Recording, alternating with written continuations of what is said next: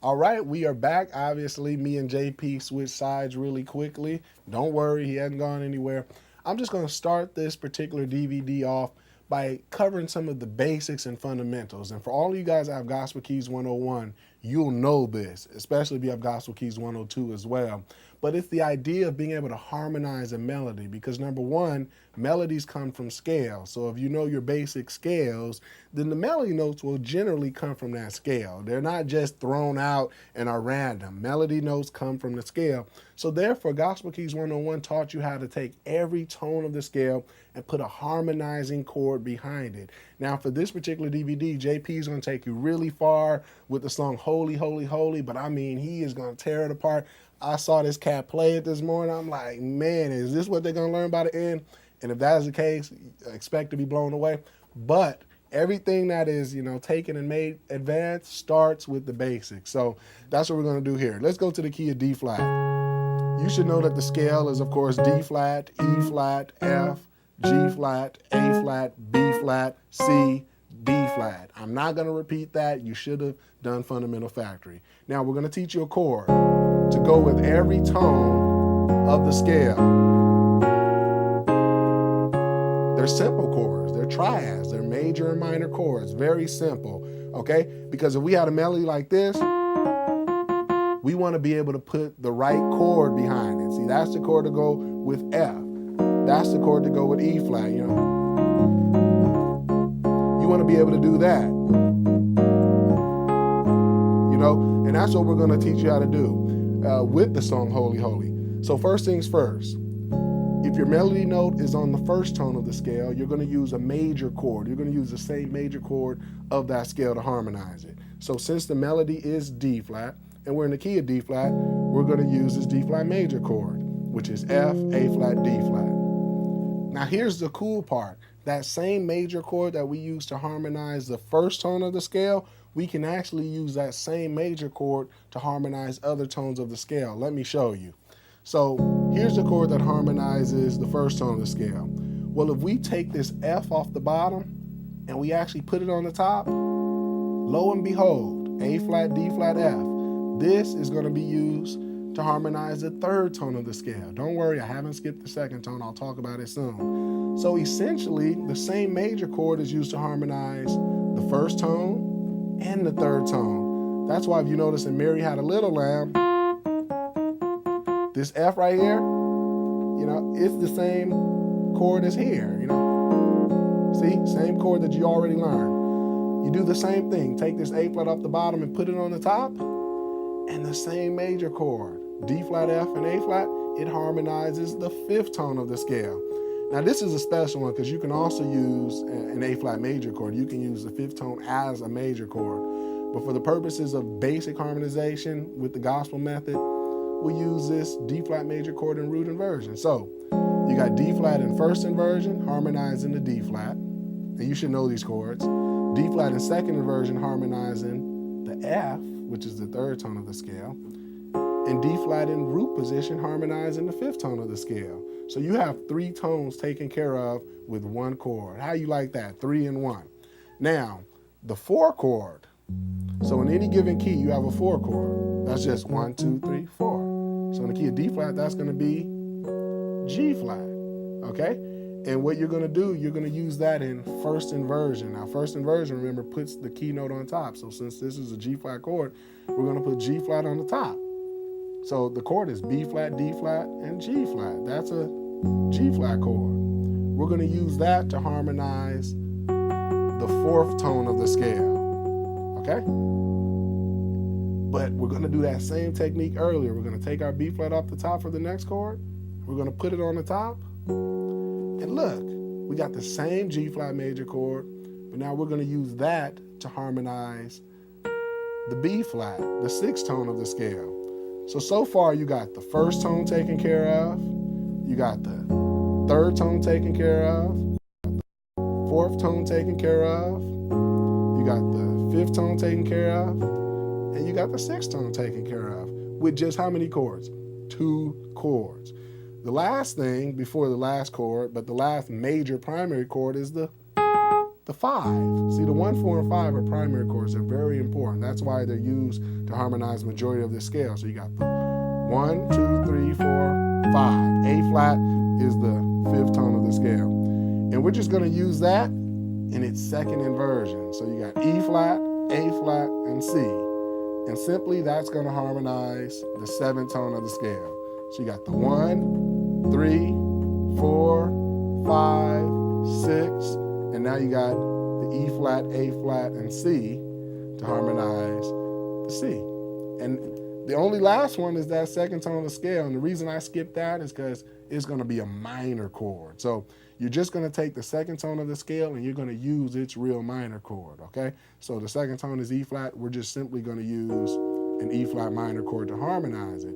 But keep in mind, we got to keep our melody note on top. So playing it like this doesn't work. We want this E flat on top. So we literally put it on top. You can play it down here as well. So G flat, B flat, and E flat is basically an E minor chord in 1st inversion. And that's going to harmonize our 2nd tone of the scale. So I know that was a lot, and I did it fast on purpose because I don't want to spend 30 minutes talking about this. I want you to play songs. Rewind that part. It's all basic chords. The idea is you got a melody, and if you think about that melody and what chord goes with that melody, whether it's the 1st tone of the scale, the 2nd tone, the 3rd tone, it has a chord to go under it. Literally, if this was soprano, this is alto, this is tenor, it's the same idea of taking voices. And a lot of the hymns were written for voices, not even written for the piano. So that's all we're doing is we're taking music, we're bringing it here. We're taking the melody and we're putting chords behind it. So let's just recap this one, and then I'll hand it over to JP to actually start Holy, Holy, Holy using these same exact chords. So 1st tone of the scale in any key, not just D flat, but in any key is going to be harmonized by the 1 major chord. And 1 in this key is D flat. It needs to be in 1st inversion. D flat needs to be on top. 2nd tone, E flat minor, but E flat needs to be on top. So that's 1st inversion. 3rd chord is going to be harmonized by the 1 major chord again. It's not going to be the E minor, not when you're harmonizing. It's not going to be the F minor, rather. Thought I was in the key of C. It's not going to be the 3 minor. It's going to be the actual 1 chord, but inverted so that the 3 is on top. The 4 chord is going to be major in 1st inversion, G flat major in this case. 5 chord is going to be the 1 chord again, just in root inversion this time. The 6 is going to be, it's going to be the same chord we use to harmonize the 4 major chord, but inverted to have the 6 on top. And the last chord is going to have the 5 chord is going to be the chord, but it's just going to be inverted. Okay? And all of these will be up on the screen. So you just practice these yourself and then come up with your own melodies. Like, just come up with a random melody. Like, if that was my melody,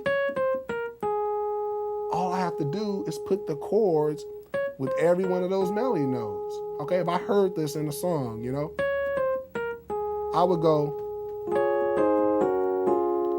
and that is a song. You got that? See? So this could be used to learn a lot of the basic songs.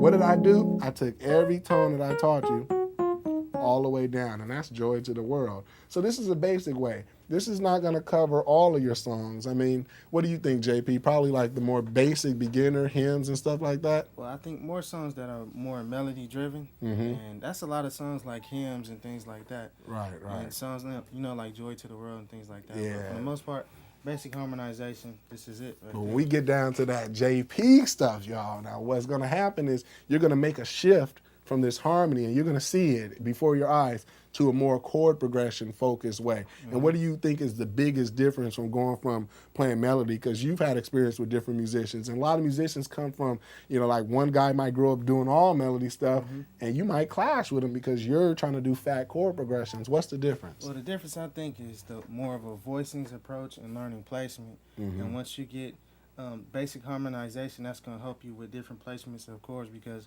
you're not going to more so depend on the melody of the song.